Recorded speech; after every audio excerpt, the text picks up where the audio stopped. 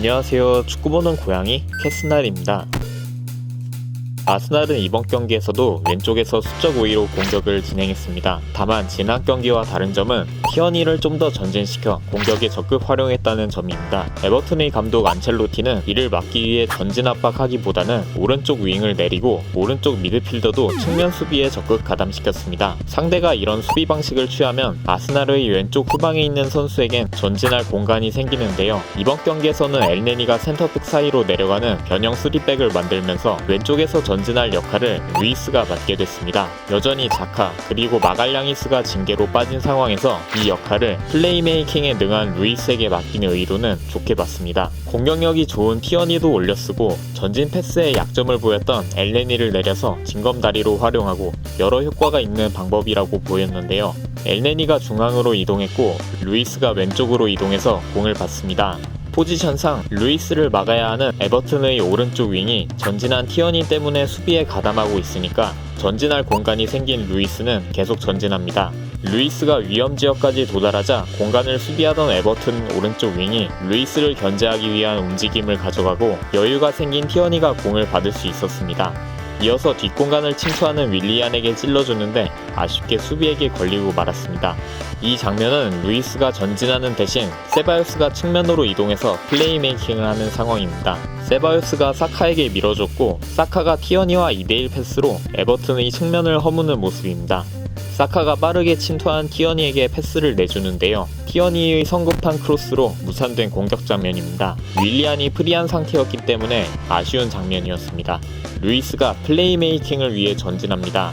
에버튼의 오른쪽 윙은 티어니로 향하는 패스 길목을 막고 있고 윌리안과 사카가 에버튼의 풀백, 미드필더와 2대2 상황입니다. 사카가 침투하는 페이크 동작으로 수비의 시선을 잡아두고 동시에 윌리안이 움직여서 공을 받는 등 왼쪽에서 패스를 주고받습니다. 그러다가 루이스가 사카에게 밀어주면서 사카가 에버튼의 중앙 미드필더와 1대1 상황이 만들어졌는데요. 사카가 1대1에서 이겨내고 돌아서는 데는 성공했는데 아쉽게 미드필더의 발이 길어서 볼을 뺏기고 말았습니다.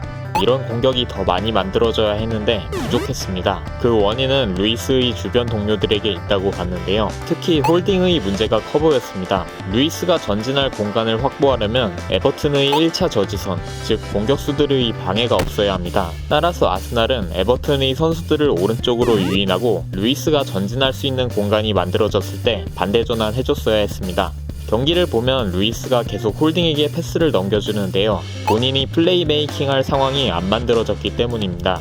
때문에 홀딩이 오른쪽에서 주변 선수들과 볼을 주고받으면서 상대를 더 유인해야 했는데요. 상대가 충분히 유인되지 않은 상태에서 홀딩이 다시 루이스에게 패스합니다. 패스가 빠르게 가는 것도 아니라서 에버튼의 공격수는 루이스가 전진할 공간을 막을 여유가 충분했습니다.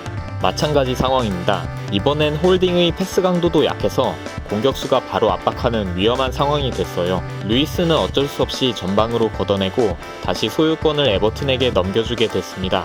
근데 이런 문제가 발생하는 것은 당연합니다. 경기장 가로축은 2명이서 커버하기엔 너무 길어요. 그리고 상대의 1차 저지선 역시 2명이기 때문에 3명으로 수적 우위를 만들어야 했습니다. 때문에 앞에서 말씀드린 것처럼 엘네니가 센터백 사이로 이동하면서 변칙적인 3백을 만들어야 했는데요. 이 과정에서도 홀딩이 아쉬웠습니다. 엘네니가 내려가는 움직임을 가져가려고 해도 홀딩이 바로 루이스에게 넘겨줍니다. 마찬가지예요. 엘네니가 내려가는 움직임을 취하는데 무시하고 루이스에게 바로 줍니다. 이러면 엘네니의 움직임도 의미가 없어지고 패스를 받은 루이스도 딱히 할 수 있는 게 없습니다. 왜 그랬을까요? 왜 그랬지? 진짜 잘 모르겠어. 왕따 시키는 것도 아니고 어쨌든 이런 문제들 때문에 준비해온 패턴이 자주 안 나오게 됐고 답답한 흐름 속에 낭비하는 시간이 길어졌습니다. 하지만 이렇게 왼쪽 공격이 막힌다고 해도 에버튼의 선수들이 왼쪽으로 쏠렸기 때문에 반대쪽인 오른쪽에 페페를 고립시키는 공격 방법 또한 있었습니다. 흔히 오버로드 투 아이솔레이트라고 불리는 전술이죠. 에버튼의 왼쪽 풀백과 페페의 1대1 구도를 만들게 한 것입니다. 하지만 이 전략 역시 효과를 보진 못했습니다. 에버튼은 주전 왼쪽 풀백인 비뉴가 부상으로 빠진 상황이라 센터백 자원인 고드프리가 왼쪽 풀백으로 출전하게 됐는데요. 고드프리가 센터 센터백이라 그런지 수비 능력이 굉장히 좋았습니다. 페페에게 가는 패스 자체를 끊어내기도 했고 페페가 공을 받는다고 해도 고드프리는 돌파를 허용하지 않았습니다. 이렇게 아스날은 안 풀리는 와중에 엎친 데 덮친 격으로 코너킥에서 실점하면서 2대1로 끌려간 채 전반전을 끝내야 했습니다. 후반전에는 에버튼이 내려앉으면서 아스날이 주도권을 잡았지만 지난 토트넘전과 비슷한 흐름이었습니다. 먼저 은케티아에 대해 얘기해보고자 합니다. 지난 경기 사우스햄튼전에 이어 이번 경기에서도 선발 출전한 은케티아였는데요. 전반에 맞았던 좋은 득점 찬스를 성급한 슈팅으로 날려버리기도 했고 플레이도 아쉬웠어요. 은케티아가 내려와서 공을 받아주는데요. 옆에는 엘네니가 있고 패스해주면 엘네니에겐 활용할 공간이 많은 좋은 공격 기회가 될 수 있었습니다.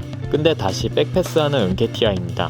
5초 뒤에 똑같은 기회가 왔는데 다시 한번 백패스하는 은케티아입니다. 프리미어리그에서 뛰는 선수가 저 패스기를 못 본다는 게 말이 안 되는 거거든요. 보통 이런 말도 안 되는 실수는 심리적인 문제라고 보는데요. 저는 은케티아보단 이런 문제가 있는데도 은케티아를 선발 기용한 아르테타의 선택이 참 아쉽더군요. 심지어 최근 괜찮은 경기력을 보여주고 있던 라카제트를 빼가면서까지 은케티아를 선발로 기용했으니까 말이죠. 뭐 여기까진 이해한다 쳐도 그런 교체라도 빨리 해줘야 되는데 75분이나 돼서 빼줍니다. 페페도 마찬가지예요. 경기 내내 고드프리에게 압살당했는데 70분이 돼서야 빼줍니다. 선수 기용과 늦은 교체가 이번 경기에서 가장 아쉬운 점이 아니었나 하네요. 그래도 긍정적인 점은 부상에서 복귀한 마르티넬리의 폼이 좋아 보였다는 거였어요. 다음 경기에선 선발로 볼 수 있었으면 좋겠네요. 어쨌든 이번 영상의 결론은 다음 경기는 승리를 기대해보겠습니다.